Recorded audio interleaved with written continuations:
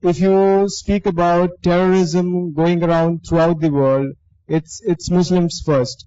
Whenever I cross by a Muslim area in Calcutta, I get to hear a lot of abusive words. So why not?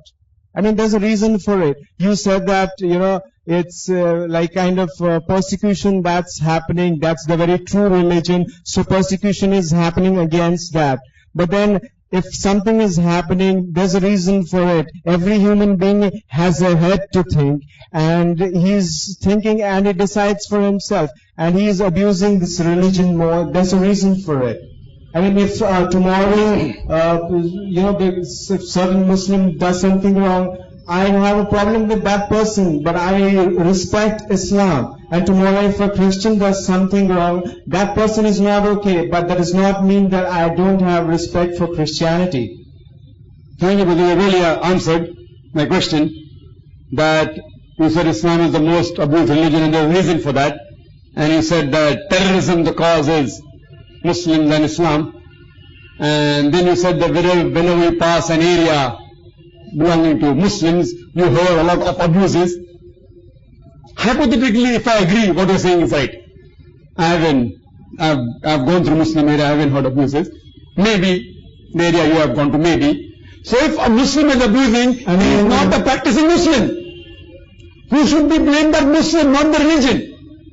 Not the religion. You said that. I mean, if that's what I said, that you have said certain things, which because certain Christian people have done something, so you think, that the religion is not okay. Where did I say? Did I in my talk ever said that because Christians haven't done so and so thing? Did I ever use? I have always quoted Bible. I'm coming to it. I said that Jesus is not God, peace be upon him, because Bible doesn't claim that he is God. Where did I use the word Christian?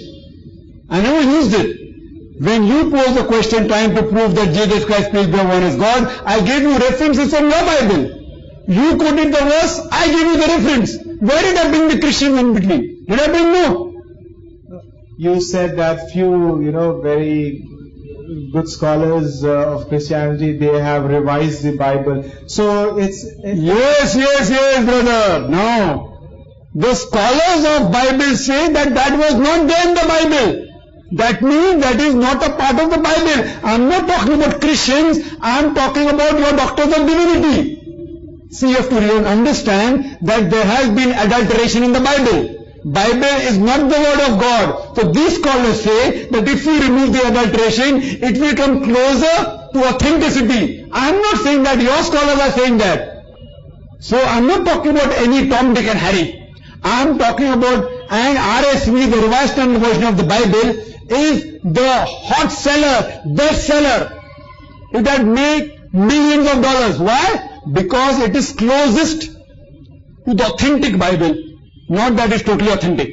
So what you have to realize, what you have to say, I don't believe in the scholars. Then which Bible do you believe? Even the Bible you're reading has been written by scholars. It's not totally the word of God. The word of God which was revealed to Isa alayhi salam, Jesus Christ, peace be upon him, it is not maintained in authentic form. We Muslims believe in the Wahi, the revelation which was given to Isa alayhi salam. The present Bible is not the Wahi. It is a mixture. The present Bible, besides containing word of God, it even contains the word of prophet, it contains the word of historian, it even contains pornography. Do you know? Your Bible, unfortunately, I'm sorry to say, even contains pornography. I challenge you to read the Bible in front of this audience, Ezekiel chapter 23 verse number 1. It is nothing but depends upon how you interpret it. Whichever way you interpret, pornography is pornography. Whether you say it nicely or fast, pornography is pornography. You want to say, I want to say pornographic movie for knowledge. What knowledge? Pornography is pornography. So therefore we say, this part cannot be the word of God. There are things mentioned in the Quran also, but the way it is mentioned, like if I have to say, I can use medical terminologies. I can say the same thing in a vulgar fashion, in a good fashion. I being a doctor, I know how to say. But if I use vulgar word, it becomes pornography. If I use medical terms, using right words, it doesn't become pornography. So brother, as you said, that Islam is being targeted, I agree with you. According to Time magazine, an article which came in the 16th of April, 1979, it said that in a span of 150 years, from 1800 to 1950, more than 60,000 books have been written against Islam. Means more than one book a day. And now, the rate has increased, especially after 11 September. But just because you are saying that Muslim countries will find terrorism, I want to ask a simple question. The person in the world history who is known to be the most ferocious person, who is he? Can you guess? Hitler. Hitler. Who was he? Muslim? Who was he? No, I'm talking about the present day. I am asking, who was he? Who was he? He was a Christian. Christian. Just because Hitler incinerated 6 million Jews, I can't blame Christianity for that. I'm not blaming Christianity for that. Am I? No. It would be foolish on my part. But does the world say that Christianity is the religion of terrorism? In Gujarat, you know, more people were killed in Gujarat than on 11 September. Do you know that? According to reports, more than 5,000, 10,000 people were killed in Gujarat in riots. Who killed them? Butchered. Thousands of Muslim women were raped. Who did that? Who did that, brother? Who did that in Gujarat a few years back? Narendra Modi and his associates. Very good. Who were they? Muslims? Who were they? Muslims? Who were they? No. Who were they? They were Hindus. Hindus. It is open, absolutely open in front of us. People are giving hue and cry for 11 September. We have full sympathy for them. I condone. I condemn that. I condemn that. When thousands of Muslims were butchered, in a span of few days, thousands of Muslim women were raped in public, what does the government do? Just put a commission? Do people say that Hinduism is a religion of terrorism? Do they say that? In our country, what are we talking about outside? What happened in Babri Masjid riots? Thousands of Muslims were killed throughout India. The problem is those are the politicians. I don't blame Hindu religion. I know the Hindu religion doesn't say that kill the Muslims. I know that. I am a student of Hinduism. Islam says if you kill any human being, whether Muslim or non-Muslim, unless simply for murder or for creating corruption in the land, it is as though you have killed the whole of humanity. Christianity also says that. But it is the politicians. Because they wanted to win. They want the vote bank. They don't mind killing thousands of human beings. Tomorrow, if someone convinces Narendra Modi that he becomes a Muslim, he becomes a Prime Minister, inshallah he'll become a Muslim. Inshallah. Why? Vote bank. Where are they practicing the religion? All these people you analyze, are they practicing religion? What do they know about the religion? What do they know about Hinduism? What do they know? They are a blot on the religion of Hinduism. So what people do, this, I even condemn the Muslims. Those Muslims who are actually involved in the act of terrorism, they are to be blamed.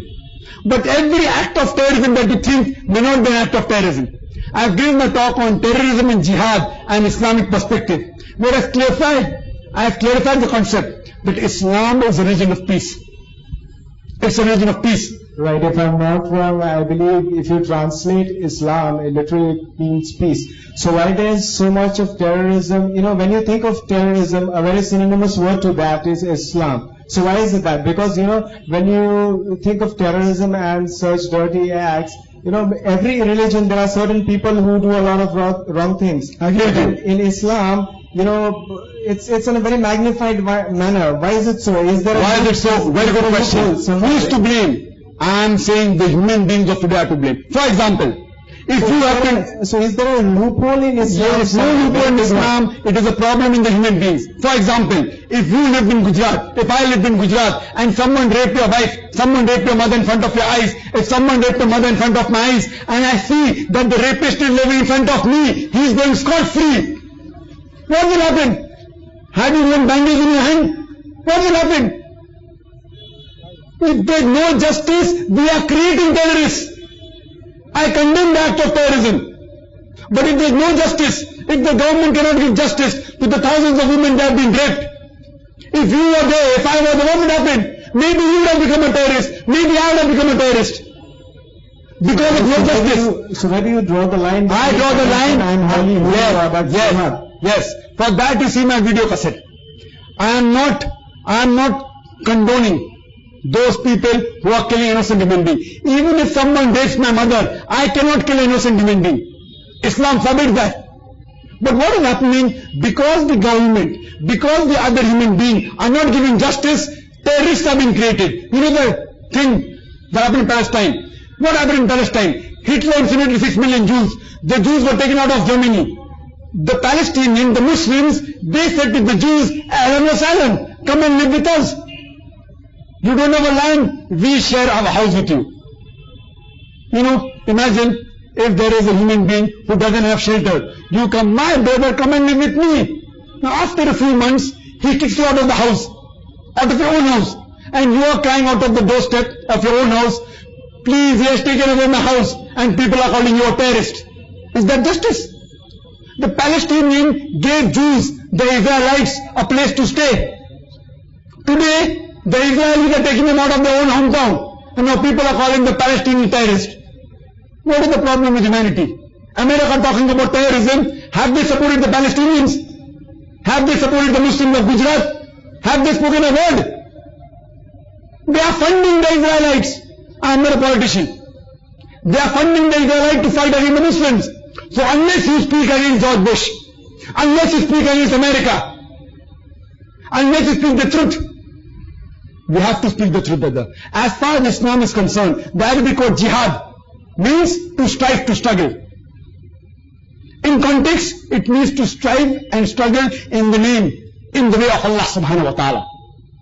And the lowest, the very different types of jihad. The best jihad is jihad against your nafs.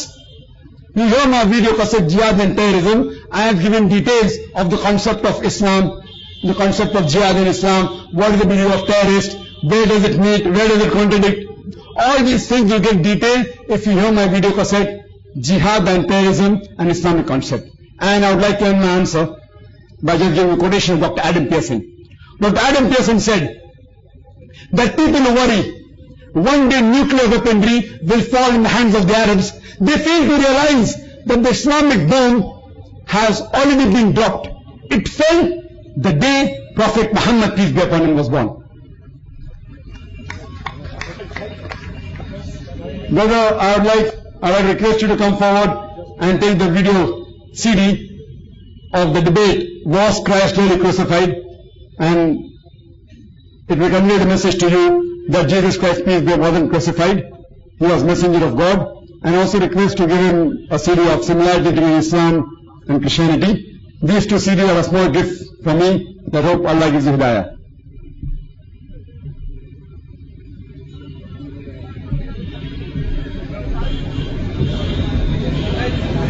Do we have any non-Muslim brothers?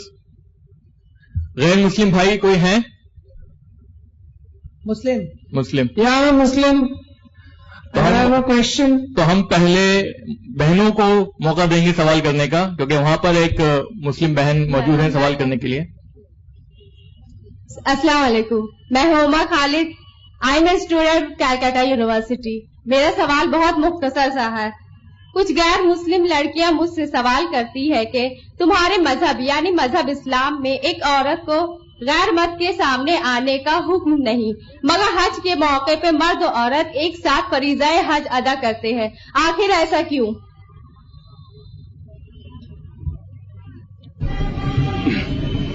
بہن نے سوال کیا کہ غیر مسلمان نے ان سے سوال کیا کہ اسلام میں خواتین کو غیر مرد کے سامنے آنے کی اجازت نہیں، لیکن حج میں اسلام اجازت دیتا ہے کہ غیر مسلم، غیر مرد اور خواتین ساتھ میں کرتے. آپ نے جو سوال کیا بہن، اس کا جواب ہے کہ اسلام میں خواتین کو بنا حجاب کے غیر مرد کے سامنے آنے کی اجازت نہیں. حجاب کے ساتھ اگر رستے پہ چل رہے ہیں تو بالکل اجازت ہے، بالکل اجازت ہے، کون روک سکتا انہیں. لیکن حجاب کے دائرے میں رہنا چاہیے. اگر کوئی خاتون غیر مرد کے ساتھ ہنسی مذاق کر رہی یا ہوتا نا کالجز میں لڑکا لڑکیاں ان سے پکچر دیکھیے امیتابھ بچن کا دھرمیندر کا. تو یہ بنا بنیاد کے بات چیت کرنا اور ہنسی مذاق کرنا غیر مرد کے ساتھ جو آپ کا محرم نہیں ہے وہ حرام ہے. لیکن اگر آپ سڑک پہ چل رہے ہیں حجاب کے ساتھ تو بالکل اجازت ہے. اسی لیے حج میں جب خواتین جاتے ہیں غیر مرد رہتے لیکن خواتین حجاب میں رہتے, بے حجاب میں نہیں رہتے. ہاں جو لوگ کوئی غلط فہمی ہے کہ چہرہ ڈھانکنا فرض ہے, اس کا جواب یہ ہے شیخ ناصرالدین البانی کہتے ہیں کہ چہرہ ڈھانکنا فرض نہیں. کئی علماء کہتے ہیں کہ فرض ہے, لیکن ناصرالدین البانی کہتے ہیں کہ قرآن اور حدیث کی روشنی میں ایک بھی صحیح حدیث موجود نہیں جس سے یہ ثابت کرے کہ چہرہ ڈھانکنا فرض ہے. لیکن جو بھی خواتین چہرہ ڈھانک رہے الحمدللہ ثم الحمدللہ کریے, میں یہ نہیں کہتا ہوں کہ مت کریے, لیکن یہ علمی بحث ہے. لیکن شیخ ناصرالدین البانی اپنی کتاب غربی کتاب میں یہ ثابت کرتے کہ چہرہ ڈھانکنا فرض نہیں, اور وہ حدیث فرماتے صحیح بخاری کی, اللہ کے رسول فرماتے کہ ایک محرمہ سارا جسم ڈھانکے صرف چہرہ اور ہاتھ. تو احرام کی حالت میں چہرہ دکھانا فرض ہے, اسی لیے چہرہ ڈھانکنا عام طور پہ فرض نہیں ہے. لیکن کون ڈھانکنا چاہتا ہے اچھی بات ہے, الحمدللہ ثم الحمدللہ کیجیے, یہ فقہی مسئلہ ہے. لیکن میں یہ کہنا چاہتا ہوں کہ حج کے موقع پہ کوئی بھی خاتون بے حجاب نہیں ہوتی, اور حج کے موقع پہ یہ بھی اجازت ہے اگر کوئی آپ کو گھور رہا ہے, کوئی مرد گھور رہا ہے تو آپ چہرہ ڈھانک سکتے. یہ بھی حدیث میں آتا ہے حضرت عائشہ جو حدیث رضی اللہ عنہ. تو حج کے موقع میں اگر کوئی خاتون بے حجاب کر رہے وہ غلط ہے, عام طور پہ بے حجابی نہیں ہوتی ہے. اسی لیے حج کے جانے کے لیے محرم ہونا ضروری ہے. اس خاتون کے ساتھ, کوئی بھی خاتون کے ساتھ ایک محرم, چاہے اس کا شوہر ہو, اس کا بیٹا ہو, اس کے والد ہو, کوئی نہ کوئی, یا چاچا ہو یا پھوپھا ہو, ایک محرم ہونا ضروری, پھر ہی وہ حج کے لیے جا سکتے. اس سے پہلے کہ ہم اگلا سوال لیں, میں ایک بار پھر ہمارے غیر مسلمین بھائی جو اس مجلس میں بیٹھے ہیں ان سے گزارش کروں گا کہ اگر آپ کے دماغ میں کوئی بھی اسلام سے متعلق سوال ہے آپ کے ذہن میں تو فوراً مائک پر آئیں اور اپنا سوال کریں. اس سے بہترین اپرچونٹی, اس سے بہتر موقع آپ کو نہیں ملے گا. اگر آپ اسلام کو کرٹیسائز بھی کرنا چاہتے ہیں, اس کے خلاف بھی بولنا چاہتے ہیں, تو یہاں پر آپ بالکل فری محسوس کریں اور اپنا سوال پیش کریں, اور انشاءاللہ ڈاکٹر ذاکر نائک آپ کو مطمئن جواب پیش کرنے کی کوشش کریں گے. اب یہ ہمارے بھائی جو آگے کھڑے ہیں مسلمان بھائی, یہ سوال کر سکتے ہیں. السلام علیکم, میرا نام شارق صدیقی ہے, میں ایک لاء اسٹوڈنٹ ہوں. Today sir you gave the concept of Allah and شرک. I would like to ask you whether the application of uniform civil code will amount to shirk as it tries to eradicate or changes Shariat law.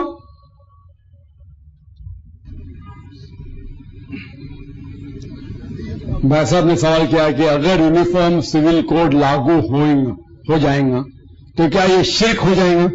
کیونکہ uniform civil code مطلب جو ملک کا قانون ہے اس کے اوپر آپ اس کے مطابق چلنا چاہیے.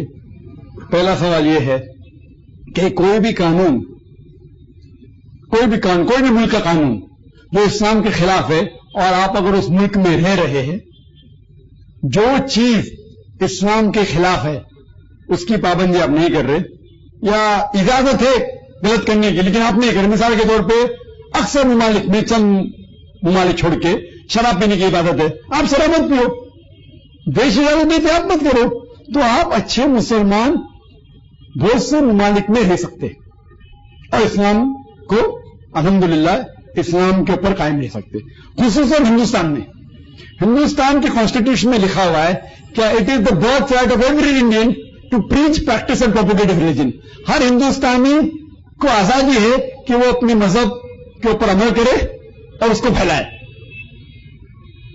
اور خصوصاً ہندوستان میں مسلم پرسنل لا ہے تو آپ اس کو پریکٹس کر سکتے. کچھ ممالک میں ایسے ہیں, مثال کے طور پہ ایک سے زیادہ بیوی نہیں کر سکتے امریکہ میں, تو وہاں ایک سے زیادہ بیوی کرنا فرض نہیں ہے. تو ایسے کوئی ملک میں جو آپ کو حرام کرنے پہ مجبور کر رہا ہے تو اس ملک میں رہنا صحیح نہیں. لیکن حرام کام کی اجازت دیتا ہے لیکن مجبور نہیں کرتا ہے. مثال کے طور پہ شراب پینے کی اجازت ہے لیکن مجبور نہیں کر رہا ہے. تو اس ملک میں آپ اسلام جو جس ملک میں پابندی سے اسلام آپ پریکٹس کر سکتے اس میں رہنے کی اجازت ہے. جہاں تک کہ آپ کا اہم سوال ہے کہ اگر یونیفارم سول کوڈ لاگو ہو جائے گا کیا شرک ہوئے گا؟ اگر آپ کوئی ملک کے کانسٹیٹیوشن کو مانتے ہیں کہ وہ اللہ کے کانسٹیٹیوشن کے اوپر ہے تو شرک میں آئیں گے. لیکن اگر آپ ایسے دیش میں رہتے ہیں جسے آپ کہتے ہیں یہ انسانی کانسٹیٹیوشن ہے لیکن اس کے اندر کچھ چیز اجازت ہے جو حرام ہے لیکن میں وہ حرام چیز نہیں کروں گا اور میں مانتا ہوں کہ اللہ کا کلام اونچا ہے تو اس شہر میں آپ اس دیش میں رہ سکتے.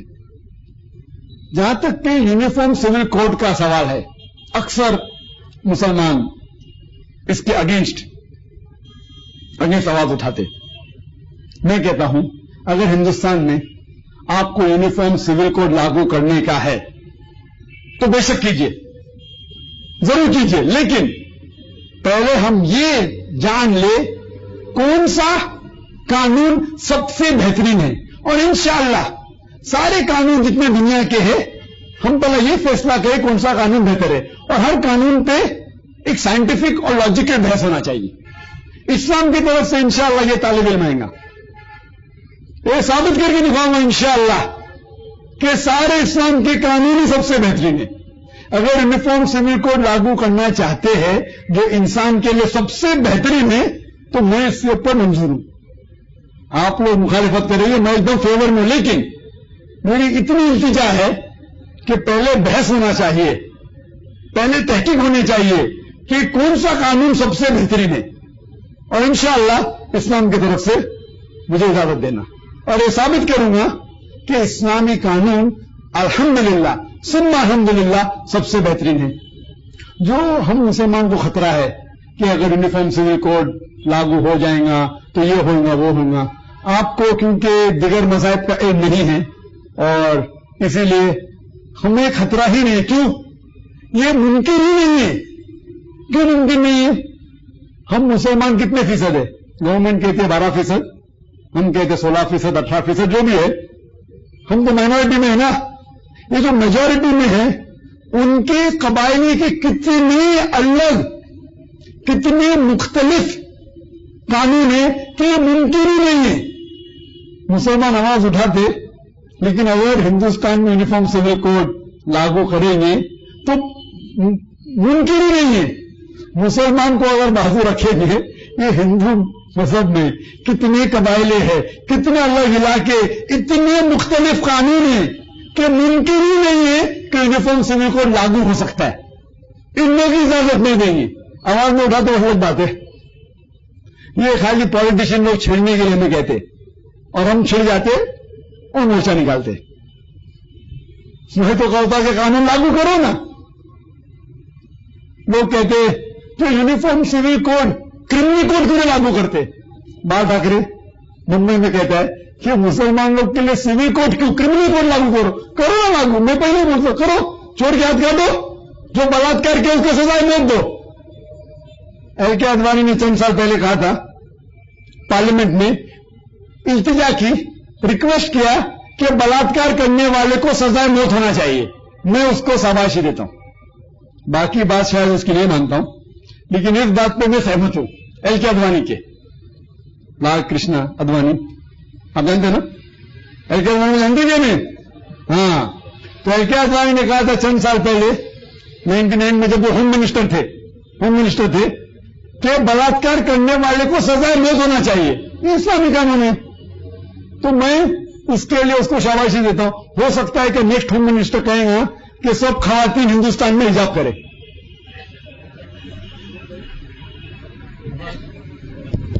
ایک بار پھر میں رضاکار جو موجود ہیں یہاں پر ان سے درخواست کروں گا کہ اگر لائن میں یا کیو میں کوئی غیر مسلم بھائی موجود ہیں تو ان کو آگے لائیں تاکہ وہ سوال کر سکیں.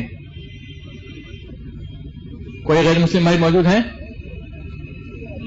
تو جو پیچھے والا مائک ہے وہاں پر جو بھائی ہیں وہ سوال کر سکتے ہیں. السلام علیکم, میرا نام محمد الیاس ہے, میں چمڑے کا کام کرتا ہوں.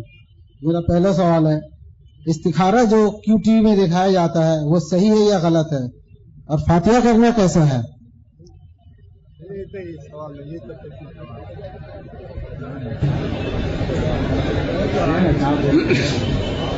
بہت سے لوگ سمجھتے ہیں, بہت لوگ غلط فہمی ہے, کیا کیو ٹی وی ہم چلاتے؟ ہم نہیں چلاتے, میرا پروگرام صرف آتا ہے. کیو ٹی وی میں ٹی وی دیکھتا نہیں ہوں. جب میں دبئی جاتا ہوں کیو ٹی وی کے اوپر انٹرویو دینے کے لیے چند ایک دو بار میں استخارہ جھلک دیکھی میں نے, لیکن لوگ مجھ سے کہتے ہیں استخارہ میں کیا ہوتا ہے, ٹیلی فون کیجئے, پوچھو کیا میں زمین خریدنا چاہتا ہوں, ہاں خرید لو, مت خریدو. یہ قرآن اور حدیث کی روشنی کا استخارہ بالکل نہیں ہے, یہ بالکل غلط ہے. اسلام میں اس کا وجود ہی نہیں ہے. وہ پروگرام کو پاپولر کرنے کے لیے اگر کوئی آپ چیز کرتے ہیں, کیو ٹی وی تو کافی پاپولر ہے, اس میں اچھی چیزیں بھی غلط چیزیں. استخارہ کا صحیح طریقہ ہے, استخارہ جو صحیح حدیث سے ثابت ہے کہ اللہ کے رسول کبھی بھی کوئی چیز کرتے تھے استخارہ کرتے تھے, اللہ سے دعا کرتے تھے کہ مدد کرو, اگر اچھی چیز ہے تو میں مدد کرنا, اگر غلط ہے تو اس میں رکاوٹ لانا. یہ طریقہ ہے. ایسا کوئی طریقہ نہیں کہ آپ پوچھو اور قرآن کھولو, فال کھولو, یہ آیت آ گئی تو ہاں, یہ آیت آئی تو نہ. یہ سب اپنے مسلمان معاشرے میں ہے جو قرآن اور صحیح حدیث سے ثابت نہیں, بالکل غلط ہے. تو یہ جو ہو رہا ہے کیو ٹی وی کے اوپر, ہم جانتے ہیں کیو ٹی وی پہ کچھ پروگرام اچھے ہیں, کچھ پروگرام غلط ہے. تو کیو ٹی وی بھی جس کا نام قرآن ٹی وی ہے, اتنا علم مجھے اس قرآن ٹی وی کے بارے میں ہے, سب چیز جو آتی ہے وہ صحیح نہیں, قرآن اور صحیح حدیث کی روشنی میں نہیں, ساری چیزیں نہیں ہیں. انشاءاللہ کوشش ہونی چاہیے کہ ایسا ٹی وی چینل ہو جو قرآن اور صحیح حدیث پہ مکمل ہو. خالی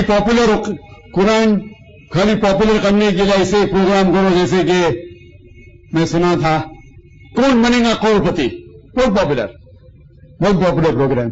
تو اس طریقے سے استخارہ ایک شارٹ کٹ, فٹافٹ کچھ بھی پوچھو جو بھی جواب مل جاتا ہے, یہ اسلامی طریقہ نہیں ہے, بالکل غلط ہے. اس میں کوئی قرآن اور حدیث کے صحیح حدیث کی روشنی میں یہ بالکل غلط ہے. اور کیو ٹی وی پہ جو سب کچھ آتا ہے وہ صحیح نہیں, کچھ صحیح ہے کچھ غلط ہے.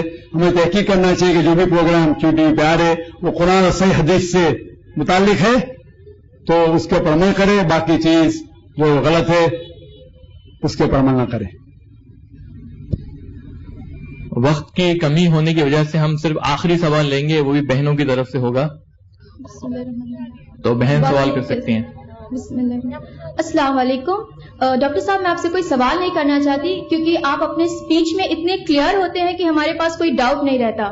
میں صرف ایک اسٹیٹمنٹ آپ سے اور کلیریفائی کروانا چاہتی ہوں کہ اسلام کے اگینسٹ ایک کلیشے کیوں ہے, why only Islam has been synchronized with terrorism, جبکہ ہم لوگ دیکھتے ہیں WTC سے پہلے ایتھنک کلینزنگ ہو چکا ہے باسنین مسلمز کے ساتھ. آج جو فلسطین میں ہو رہا ہے, it is a worst phase of what is happening to the Muslims. Then why is it that it's only we who are pinpointed? When we do something good, we are never noticed. When we make a mistake, we never go unnoticed. Why is it? اور آج ہر کونے میں ہو رہا ہے, even including Afghan. They say that it was for Osama. لیکن اللہ کی رحمت سے Osama is still safe. But what happened to the Afghanis? Please clarify to this.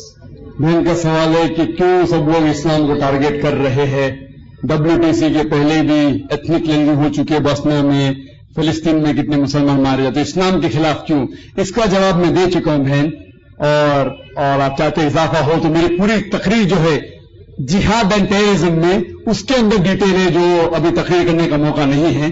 لیکن خصوصاً کیونکہ اسلام جس تیزی سے پھیل رہا ہے اسی لیے اس کے خلاف آواز اٹھائی گئی. مثال کے طور پہ جو انسان جس کے خلاف سب سے زیادہ کتاب لکھی گئی کون سا انسان ہے؟ کون سا انسان ہے؟ ہمارے حضور محمد صلی اللہ علیہ وسلم. اس کا مطلب تھوڑی کہ محمد صلی اللہ علیہ وسلم صحیح انسان نہیں, نعوذ باللہ. اللہ تعالیٰ فرماتے ہیں سورہ قلم میں, سورہ نمبر 68 آیت نمبر 4 میں کہ thou art standing on the highest standard of character. ہمارے رسول سب سے اونچائی پہ کھڑے ہوئے ہیں توحید کے معاملے میں, کیریکٹر کے معاملے میں. قرآن مجید میں فرمائے سورہ احزاب میں سورہ نمبر 33 آیت نمبر 21 میں very very will thou find in the messenger a most beautiful pattern of conduct. ہم رسول میں سب سے اچھا برتاؤ پائیں. اس کے باوجود سب سے زیادہ خطاب لکھی گئی اللہ کے رسول کے خلاف. چونکہ لوگ کو ڈر ہے کہ ان کا پیغام تیزی سے پھیل رہا ہے، جو جس کے خلاف، کیونکہ لوگ جو سب سے مشہور ہے اس کے خلاف بات کریں گے تو مشہور ہوں گے. ایک عام آدمی کے خلاف اگر میں بات کروں گا کون توجہ کرے گا، کون توجہ دے گا مجھے؟ تو جو چیز مشہور ہو رہی ہے اگر میں اس کے خلاف کچھ کام کروں گا تو لوگ مجھے توجہ دیں گے. اسی لیے لوگ اسلام کے خلاف کام کر رہے تاکہ انہیں فائدہ ہو، تاکہ شہرت ملے. مثال کے طور پر اسلیمہ نسرین، یا آپ دیکھیں سلمان رشدی، یا دیکھیں ارون شوری، یا کشونت سنگھ. تو یہ صرف وجہ ہے، لیکن وہ جو بھی کریں گے اللہ تعالیٰ فرماتا ہے سورہ عمران میں سورہ نمبر 3 آیت نمبر 54 میں، مکر اللہ واللہ خیر الماکرین. ان لوگوں نے پلان کیا اور پلاٹ کیا، اللہ سبحانہ و تعالیٰ نے بھی پلان کیا. سب سے بہترین پلان کرنے والا اللہ سبحانہ و تعالیٰ ہے. جتنا بھی وہ کوشش کر رہے ہیں، WTC ہوا، اسلام کے خلاف ہوا، تو بھی لوگ اسلام قبول کر رہے ہیں.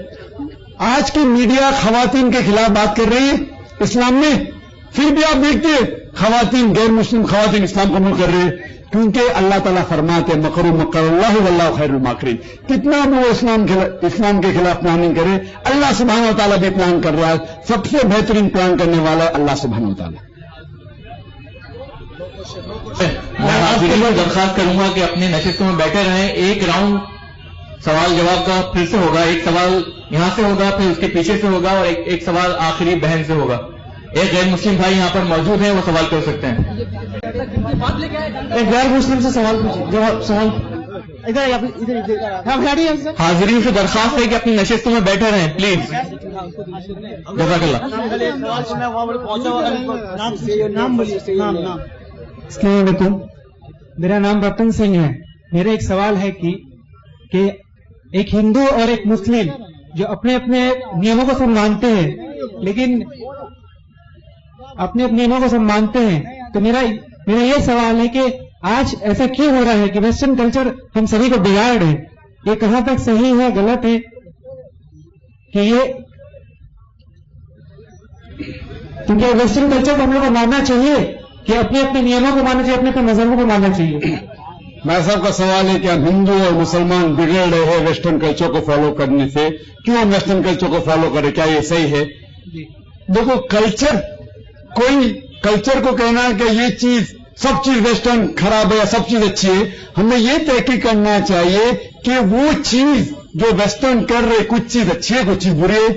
ویسٹرنرز نے تحقیق کر کے گاڑی بنائی، ٹیلی فون بنائے، موبائل بنائے، جو چیز اچھی ہے اس کو تسلیم کرو، جو چیز غلط ہے اسے پھینک دو. ویسٹرن کلچر اس کی وجہ سے واحد گری بھی ہے. کہیں ایڈورٹیزمنٹ ہے نا، آپ ہر ایڈورٹیزمنٹ میں دیکھیں گے اکثر خواتین ہیں. موٹر سائیکل کی ایڈورٹیزمنٹ خواتین، اور کتنے موٹر سائیکل خواتین چلاتی ہے؟ کون چلاتا ہے موٹر سائیکل؟ مرد. تو عورت کیا کر رہی ہے اس میں؟ یمہا کے ایڈ دیکھو، موٹر سائیکل کے ایڈ دیکھو، گاڑی کے ایڈ دیکھو. اور مجھے کسی نے کہا تھا کہ ایک ویری فیمس ایڈ تھی BMW. اور BMW کا نام ہے BMW، ایک بہت پاپولر کار ہے، جیسے مرسڈیز ہے. نوجوانوں میں فیمس ہے BMW، باقی لوگوں میں مرسڈیز. وہ مرسڈیز کی ٹکر کی ہے. اس کی ایک ایڈورٹیزمنٹ تھی، کسی نے کہا مجھے، فیمس ایڈورٹیزمنٹ. وہ مرسڈیز کار کے آگے ایک خاتون کھڑی ہے بہت کم کپڑے کے ساتھ، بکینی میں کھڑی ہوئی ہے، اور اس کے آگے لکھا ہوا ہے test drive her now, the driver of the car. آؤ چکھو. کس کو؟ لڑکی کو یا گاڑی کو؟ وہ کیا کر رہے؟ اپنی والدہ کو بیچ رہے، اپنے بہن کو بیچ رہے، اپنی بیوی کو بیچ رہے. تو یہ تہذیب جو ہے، جو انسانیت کے خلاف ہے، وہ تہذیب کے خلاف ہونا چاہیے.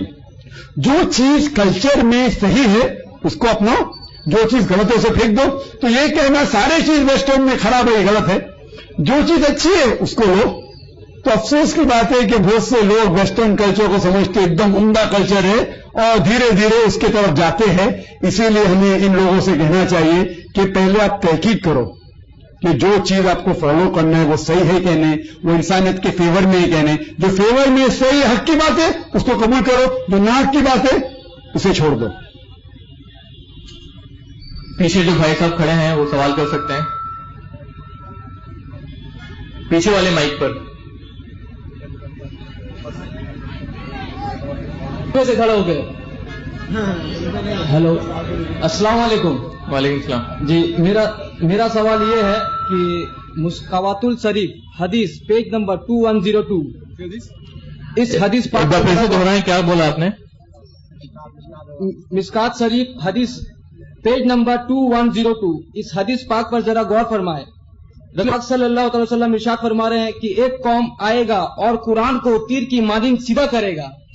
ایک قوم آئے گا اور قرآن کو تیر کی مانند سیدھا کرے گا. سوال اٹھتا ہے کیا قرآن پہلے سے سیدھا نہیں ہے تو پھر ایسا کیوں فرمایا گیا؟ اس کو تھوڑا خلاصہ کیجیے. اور بھائی صاحب نے حدیث پیش کی مشکات شریف کی. پہلے میں یہ کہنا چاہتا ہوں مشکات کی ساری حدیثیں صحیح نہیں.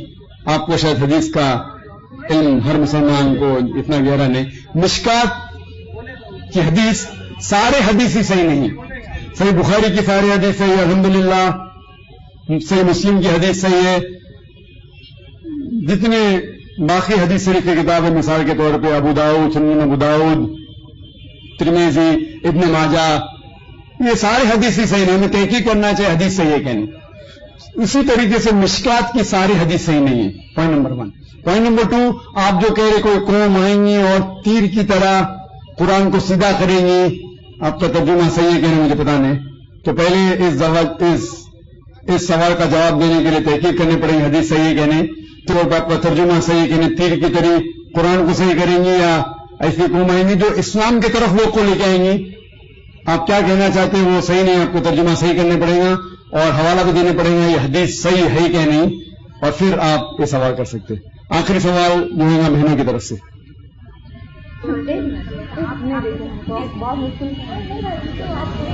بہنیں سوال کر سکتی ہیں. السلام علیکم. میرا سوال ذاکر بھائی سے ہے کہ ہمارے یہاں اسلام کو ایک نیا شکل دیا گیا ہے، وہ تبلیغی جماعت کے نام سے مشہور ہے، جس میں مسلمان جو ہیں وہ 40 دن اپنے گھروں کو چھوڑ کر مسجدوں میں رہتے ہیں، اور پھر اس میں ایک ایسی کتاب پڑھی جاتی ہے جس کا قرآن و حدیث سے کوئی تعلق نہیں، جھوٹی حدیثیں اس میں بھری ہوتی ہیں، فضائل اعمال یا پھر تبلیغی نصاب کے نام سے وہ مشہور ہے. آپ اس کے بارے میں برائے مہربانی تھوڑا سا واضح کر دیں. دوسری بات یہ کہ فاتحہ جو لوگ کرتے ہیں اور اس کو یہ صحیح سمجھتے ہیں بالکل، اس کے بارے میں آپ کی کیا رائے؟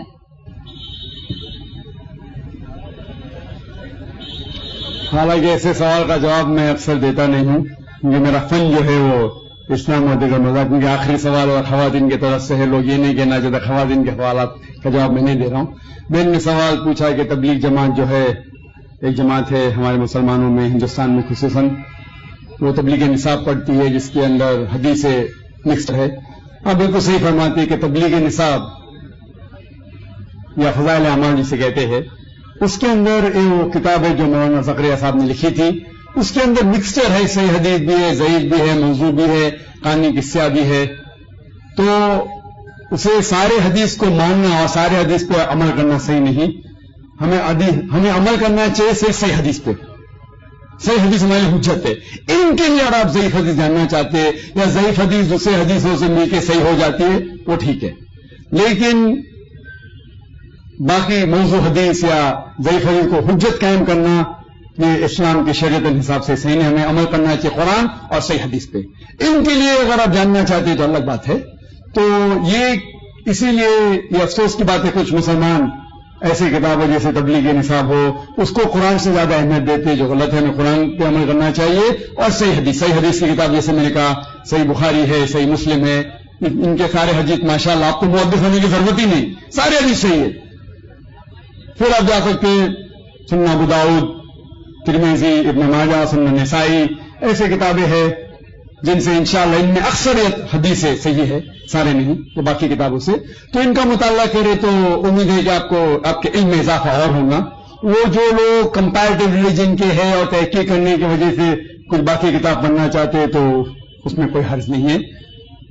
اور جو سوال تھا کہ 40 دن ایسا کوئی میں قرآن مجید کی کوئی آیت نہیں جانتا ہوں جس میں لکھا ہوا ہے کہ 40 دن کے لیے آپ کدھر جاؤ، یا کوئی صحیح حدیث میں نہیں جانتا ہوں جس میں لکھا ہوا ہے کہ 40 دن کے لیے آپ काम छोड़ के कुछ जाना चाहिए, या गश्त होता है हफ्ते में 1 बार, महीने में कम से कम 2 बार, साल में कम से कम 3 दिन, जिंदगी में कम से कम साल में 40 दिन, महीने में 3 दिन, जिंदगी में कम से कम 1 बार 4 महीने।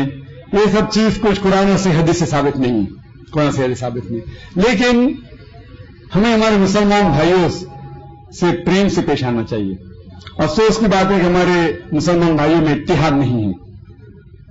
उसकी वजह है कि कम इल्म की वजह से हमें इनसे प्यार से पेश आना चाहिए, हिकमत से पेश आना चाहिए और कुरान हदीस की दावत देना चाहिए, इस्लाह करना चाहिए हमारे भाइयों की। ये कहना कि आप गलत है और शिद्दत के साथ उनकी मुखालिफत नहीं करना चाहिए। प्यार और हिकमत के साथ, जिस तरीके से मैं कहता हूं ताला बहनों बहनों को मुसलमान के लिए भी काम कर सकते हैं, और हम उस बात की तरफ जहां पर हमें यकसा है, क्या यकसा है, कुरान है, सही हदीस है, यकसा है, उसके ऊपर अमल करो। तो अफसोस की बात है कि हम हिकमत का इस्तेमाल नहीं करते, इसीलिए तफर्रुक है। मैंने एक तकरीर दी थी चेन्नई में जनवरी के महीने में, यूनिटी इन मुस्लिम उम्मा, इस्लाम की उम्मत में इत्तेहाद। और ये तकरीर अंग्रेजी में है जिसमें मैंने फॉर्मूला दिया है किस तरीके से कुरान और सही हदीस के ऊपर अमल करेंगे तो इंशाअल्लाह सारे मुसलमान इत्तेहाद में रहेंगे, एक होंगे। जैसा अल्लाह ताला फरमाते हैं सूरह इमरान में सूरह नंबर 3 आयत नंबर 103 में, वातसिमू भी हब्बिल्लाहि जमीअन वला तफर्रकू, आओ हम अल्लाह की रस्सी को मजबूती से पकड़े।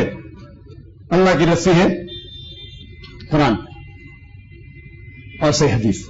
इसको अगर हम पढ़ेंगे समझ के, अफसोस की बात हम कुरान समझ के पढ़ते ही नहीं।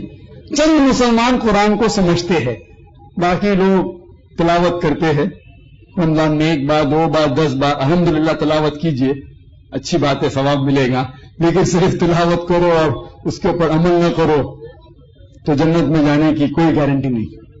तिलावत करो, अगर आप अरबी नहीं जानते तो उसका तर्जुमा पढ़ो, उर्दू में पढ़ो, हिंदी में पढ़ो, मराठी में पढ़ो, अंग्रेजी में पढ़ो, जो जबान पे आपको महारत है उस जबान में पढ़ो। बुखारी का तर्जुमा पढ़ो, सही मुस्लिम का पढ़ो और अमल करो। अफसोस की बात है कि हम कुरान मजीद को समझ के नहीं पढ़ते, इसीलिए कोई भी आदमी अपने आप को आलिम बोल के आपको घूमने लेके जाता है। कोई भी कुछ भी क्या फतवा दे दिया मान लिए। देखो जाकिर नायक जो इस्लाम में कहते हैं वो 0 है, शून्य, 0। इसीलिए मैं कहता हूं अल्लाह कहते हैं कुरान में सूरह इमरान सूरह नंबर 3 आयत नंबर 64 में, ताला कल में तुम सवाल बहना। मैं अगर कहूंगा तो उसकी अहमियत ही कुछ नहीं। तो मैं जो कहता हूं इस्लाम में 0 है, मैं हमेशा कुरान हदीस, कुरान सही हदीस। तो जो भी आलिम कुछ भी आपसे कहता है उससे पूछिए, कोई हाथ बुरहान कुन, आप अपना सबूत पेश करो। इनको तुम साबिकीन, अगर आप सच्चे हैं तो कौन मुझे याद है सूरह बकरा की सूरह नंबर 2 आयत नंबर 111 में, कोई हाथ बुरहान कुन इनको तुम साबिकीन, आप अपना सबूत पेश करो अगर आप सच्चे हैं। अगर आपके सबूत पेश करेंगे तो इस्लाम में हर मुसलमान को 40 दिन जाने का, तो मैं जाऊंगा बेशक, 4 महीने जाने का जाऊंगा बेशक। आपने पूछा फातिहा सही है क्या गलत है, सूरह फातिहा पढ़ना अच्छी बात है अल्हम्दुलिल्लाह, उसमें क्या बुरी बात है।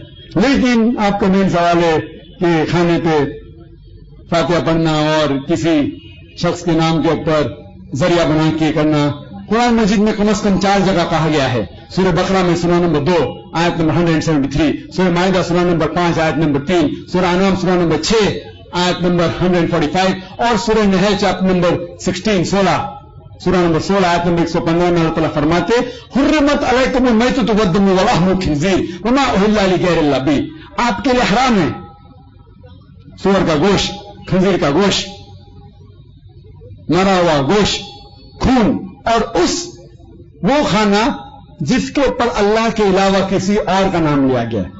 तो अगर आप अल्लाह के अलावा किसी और का नाम लेते खाने पे, चाहे वो मोहम्मद सल्लल्लाहु अलैहि वसल्लम का भी हो, अगर आप मोहम्मद सल्लल्लाहु अलैहि वसल्लम का भी नाम लेते खाने पे तो कुरान की आयत के हिसाब से आपके लिए हराम है।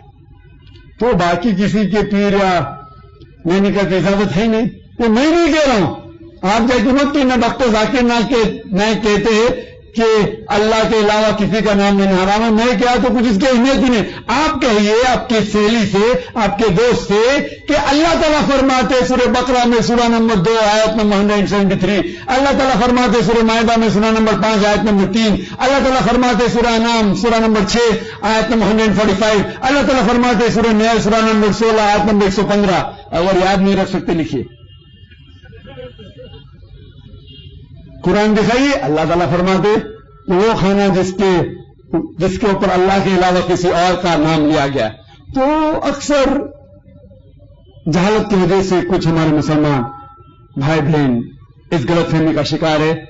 کیا یہ دین کے اندر یہ دین کا مسئلہ ہے؟ لیکن اس بات پہ میں اس جواب کو ختم کروں گا. شیخ ابن تیمیہ فرماتے ہیں, شیخ ابن تیمیہ جو الحمدللہ ثم الحمدللہ ایک بڑے عالم تھے الحمدللہ, وہ فرماتے ہیں کہ اگر کوئی مسلم کوئی دوسرے انسان کو سجدہ کرتا ہے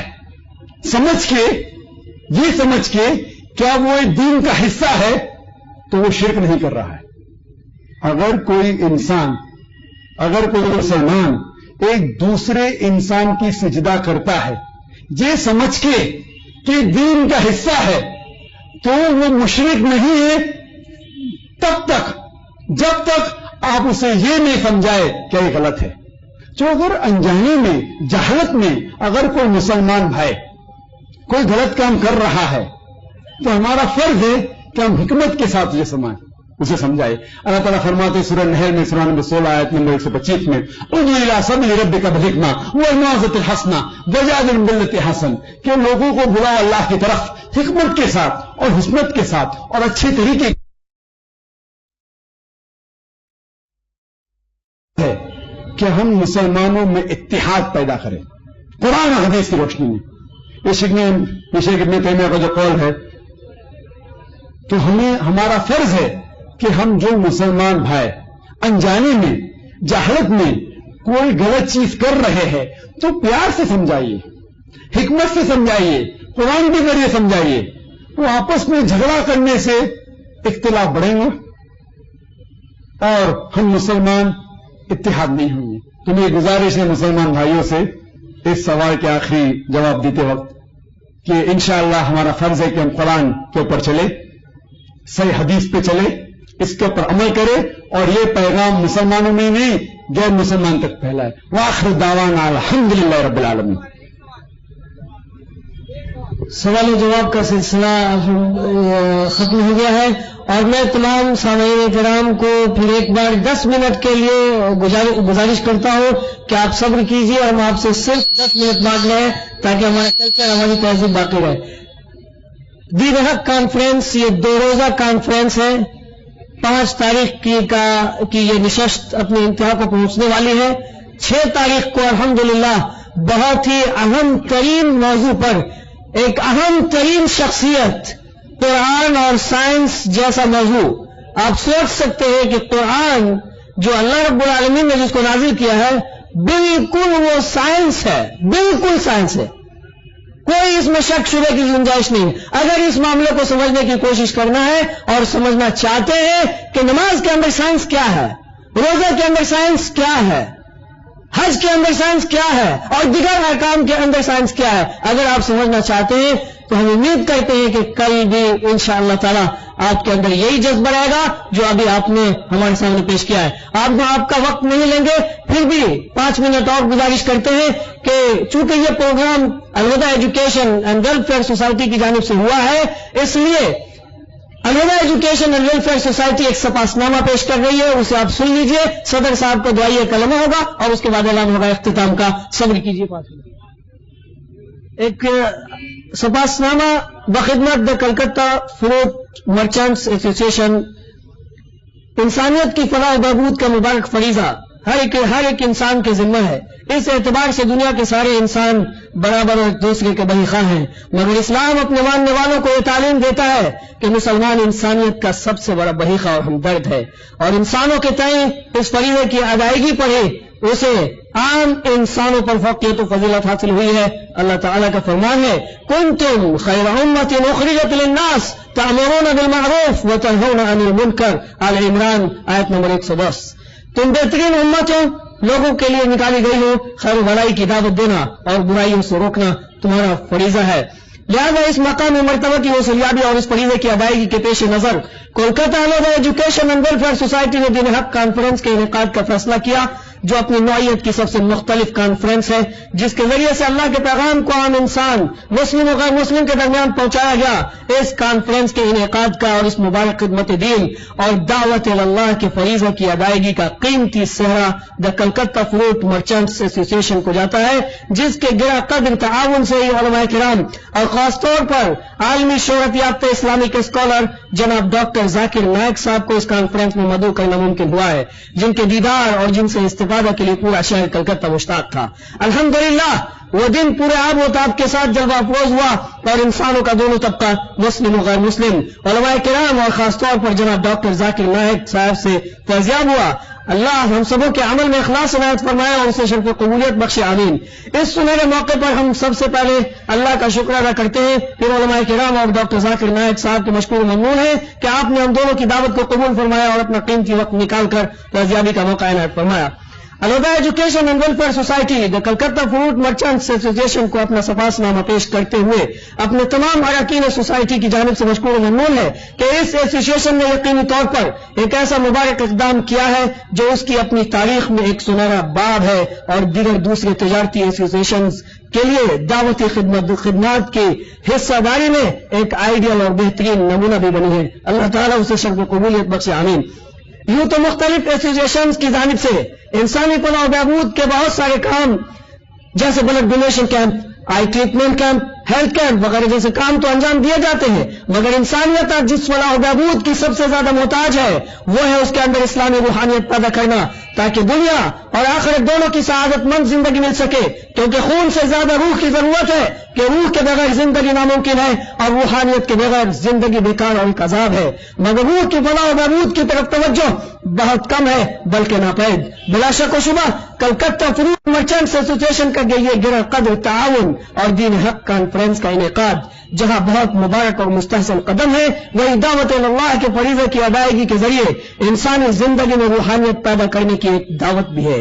سوسائٹی اپنا سپاس نامہ پیش کرتے ہوئے امید کرتی ہے کہ آئندہ بھی یہ ایسوسی ایشن دعوت اللہ کے کاموں میں حصہ لیتی رہے گی۔ اللہ توفیق سے نوازے، آمین۔ آخر میں سوسائٹی اپنی نیک خواہشات اور دنیا و آخرت کی خیر و بھلائی کی دعاؤں کا خوبصورت گلدستہ دا Calcutta fruit merchants association کو پیش کرتی ہے۔ وصلی اللہ علیہ نبی محمد وعلیہ وسلم اجمعین۔ اور یہ سپاس نامہ میں گزارش کروں گا کہ ڈاکٹر ذاکر نائک صاحب اپنے دست مبارک سے فروٹ مرچنٹس ایسوسی ایشن کے صدر اور سیکریٹری کو عنایت فرمانے کی ضرورت گوارا کر لیں۔ جزا اللہ خیرہ۔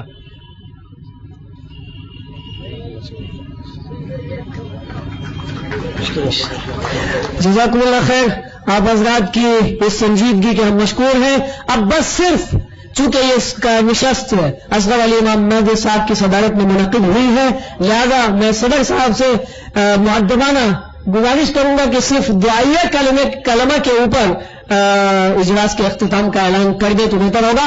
اور اعلان سے پہلے میرے بھائیو ایک بار پھر ہم آپ کو اعلان کر دیں کہ قرآن اور سائنس کا حساس موضوع جو آج کے موضوع سے میں سمجھتا ہوں کہ کسی بھی طرح کم دلچسپ موضوع نہیں ہوگا، آپ اس کے منتظر رہیں اور اسی جذبے اور ولولے کے ساتھ دوبارہ ہم آپ کا استقبال کرنے کے لیے یہاں تیار بیٹھے ہیں اور آپ کا ہمیں انتظار رہے گا۔ اور ہم ایک اور اعلان کر دیں کہ بھائی کل صبح Rabindra Sadan hall auditorium hall کے اندر ڈاکٹر صاحب کا انگریزی پروگرام منعقد ہونا ہے۔ میں معذرت خواہ ہوں، اتنے مطالبات مسلم اور نان مسلم کی جانب سے ایسوسی ایشن کو اور سوسائٹی کو آیا ہے کہ ہم نے پورا نہیں ہم پورا نہ کر سکے، لیکن الحمدللہ सिटी केबल पे जिस तरह आज पूरे शहर कलकत्ता के अंदर ये प्रोग्राम बराह रास्त टेलीकास्ट किया जा रहा है, उसी तरह से रविंद्र सदन हॉल का पूरा प्रोग्राम इंशाल्लाह आप घर बैठे हुए इत्मीनान से देख सकते हैं। ताहम नॉन मुस्लिम ब्रदर्स को हम फिर गुजारिश करेंगे कि हमारी दावत पे जरूर तशरीफ लाएं। अब हम हो सकता है कि अब हम सदर साहब से गुजारिश करेंगे कि आप तशरीफ लाएं और दुआएं करें। अस्सलाम वालेकुम व रहमतुल्लाहि व बरकातुहू। हामिदन व मुसल्लियन व बाद। अल्लाह रब्बुल इज्जत वल जलाल के दरबार में हम सब हाथ उठाएं और दुआ करें कि अल्लाह रब्बुल इज्जत वल जलाल ने जिन भाइयों को, जिन एसोसिएशंस को, जिन तंजीमों को, जिन उलमा को और जिन जवानों को, जिन रजाकारों को और हमारे अवामी भाइयों को इस नेक काम के लिए तौफीक अता फरमाई है, उन सबको जहां मजीद इस तरह से नेक काम करने की तौफीक अता फरमाए, उसी तरीके से उनके गुनाहों की मग़फ़िरत भी फरमा दे। अल्लाह रब्बुल इज्जत वल जलाल से हम ये भी दुआ करते हैं कि अल्लाह रब्बुल इज्जत वल जलाल, तू सबका खालिक व मालिक है, तूने ही सबको पैदा किया है, तूने ही अपना पैगाम हमें सुनाया है कि हम ही तुम्हारे खालिक व मालिक हैं, लिहाजा तुम मेरी ही इबादत करो और उस तरीके से करो जिस तरीके से मैंने तुमको अपने प्यारे नबी मोहम्मद रसूलुल्लाह सल्लल्लाहु अलैहि वसल्लम के जरिए से अपना मैसेज और पैगाम दिया है। हम ये भी दुआ करें, अल्लाह रब्बुल इज्जत वल जलाल से दुआ कर रहे हैं कि अल्लाह रब्बुल इज्जत वल जलाल, तूने हम पर बहुत और सबसे बड़ी दौलत तूने हम पर निछावर की है कि कलमा ला इलाहा इल्लल्लाह के अल्लाह ताला तेरे अलावा किसी की इबादत नहीं करेंगे। अल्लाह रब्बुल इज्जत वल जलाल तेरे अलावा किसी की नहीं मानेंगे, किसी के सामने नहीं झुकेंगे। मोहम्मद रसूलुल्लाह और सारे नबियों पर, सारे रसूलों पर ईमान ले आते हैं, लेकिन तेरे आखिरी नबी मोहम्मद रसूलुल्लाह सल्लल्लाहु अलैहि वसल्लम जो रिसालत, जो मैसेज, जो संदेश लेकर के आए हैं, मोहम्मद रसूलुल्लाह वही तन्हा हमारे ऐसे रसूल हैं अल्लाह जो तेरा पैगाम हमको सुनाने के लिए कुरान और हदीस की रोशनी में, कुरान और हदीस के तौर पर हमको अता फरमाया है। उस पर जिस तरीके से हम ईमान ले आए हैं, कलमा पढ़ते हैं, उसी तरीके से उस पर अमल भी हमारे लिए आसान फरमा दे। अल्लाह रब्बुल इज्जत वल जलाल, ये अमानत तुमने पहाड़ों को दी थी, ये अमानत कुरान की तूने जमीन पर भी पेश किया था, ये अमानत तूने आसमान को भी दिया था। ये हमसे बहुत ज्यादा देखने में मजबूत सृष्टि और मखलूक हैं। तूने ही कहा था, इन्ना अरज़ना अल-अमानता अला समावाति वल अर्द वल जिबाल फअबैना अन यहमिलनहा व अशफक़ना मिनहा व हमलहा अल इंसान। अल्लाह रब, हमने ये कुरान जैसी दौलत, कुरान जैसी ताकत, कुरान जैसी इंसानियत की भलाई और रहनुमाई की चीज हमने दी थी। पहले आसमान को दिया था, सारे आसमानों को दिया था, ये इतना मजबूत है, लेकिन उसने इनकार कर दिया। जमीनों को दिया था, उसने इनकार कर दिया। पहाड़ों को दिया था, उसने इनकार कर दिया था। और शक न मिला, डर गए थे कि ये अमानत हम अपने भाइयों तक, ऐसे भाइयों तक जो अपनी ही इज्जत लूटते हैं, ऐसे ही भाइयों तक जो अपना ही खून बहाते हैं, अपने ही जैसे खून को बहा देते हैं, ऐसे ही भाइयों तक जो अपने ही जैसे लोगों को के साथ घात करते हैं। अल्लाह रब्बुल इज्जत वल जलाल, हम एक एक के पास जाएंगे, खा वो किसी भी जगह के रहने वाले हों, किसी भी नस्ल से ताल्लुक रखते हों, किसी की तरफ अपना इंतसाब मजहब के एतबार से, धर्म और कौम और मुल्क के एतबार से करते हैं। हम उनके पास जा करके नरमी से, हिकमत से तेरे दीन को फैलाए हैं। हमने ये वादा किया था। रब्बुल इज्जत वल जलाल हमें ये तौफीक अज़ामी फरमा दे। इस कलमे के तौफीक जो सबसे बड़ी दौलत दी है, उस दौलत से हमको फायदा भी उठाने की तौफीक अता फरमा। हम मुसलमान हैं तो इस नाहिए से कि हम सही उसको सबसे बड़े खजाने को उससे हासिल करके, उस किताब से हासिल करके अपनी जिंदगी भी अच्छी बनाएं, अपने भाइयों की जिंदगी को अच्छी बनाएं और अपने दिगर भाइयों को जिनके लिए अल्लाह ताला ने ये नेमत हमको दी है, उनकी जिंदगी भी अच्छी बनाएं। इसी के साथ हम सबके लिए दुआ करते हैं कि अल्लाह रब्बुल इज्जत वल जलाल कुरान के वास्ते से हमारे डॉक्टर साहब ने ये तकरीर फरमाई है, इस कुरान की बरकत को आम कर दे और उनको भी इस दुनिया जहान में اس کا بہترین بدلہ عطا فرمائے. اور جتنے بھائی میرے یہاں حاضر ہوئے ہیں یا دور دراز سے جہاں سے سن رہے ہیں، اللہ رب العزت والجلال ان کے سب کو گناہوں کو اس مسلم شریف کی حدیث کی روشنی میں معاف فرما دے، اور اس کی برکت سے ان کی دنیا جہان میں اسلام اور ایمان کی دولت بھر دے. اور اسی کے ساتھ اللہ رب العزت والجلال، اللہ ہم دعا کرتے ہوئے رخصت ہو رہے ہیں. رب اشرح لي صدري ويسر لي امري واحلل عقدة من لساني. سبحان ربك رب العزة عما يصفون وسلام على المرسلين والحمد لله رب العالمين. السلام عليكم.